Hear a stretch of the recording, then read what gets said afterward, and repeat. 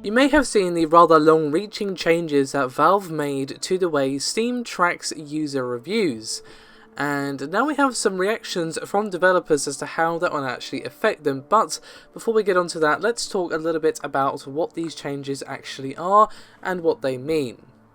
Now basically what these changes are is the removal of reviews based on products acquired through Steam product keys.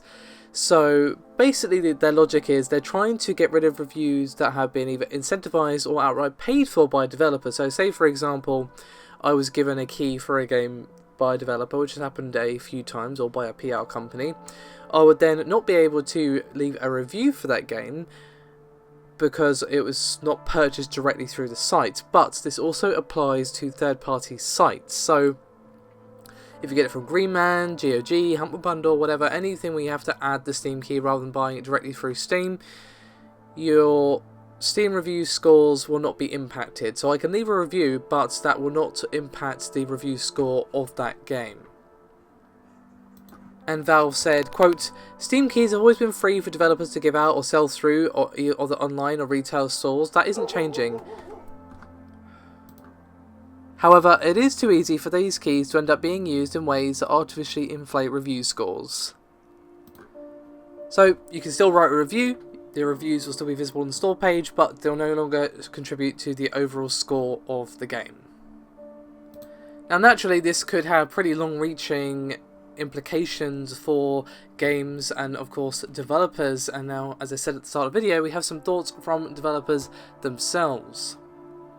The first of which is from the XCOM creator and Chaos Reborn mastermind Julian Gollop, who says, quote, I was worried that our review scores for Chaos Reborn might be negatively affected due to the exclusion of our enthusiastic Kickstarter backers from the overall score. But this doesn't seem to be the case. It's a shame that people are trying to game the system, but I think Valve are doing what is necessary to preserve the integrity of the review score system.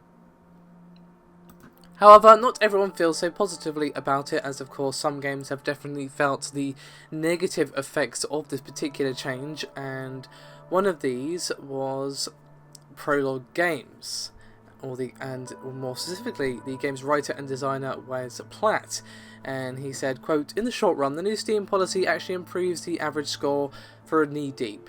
That's good, I guess, but some indie devs woke up this morning to find most, if not all, of their reviews suddenly no longer counting.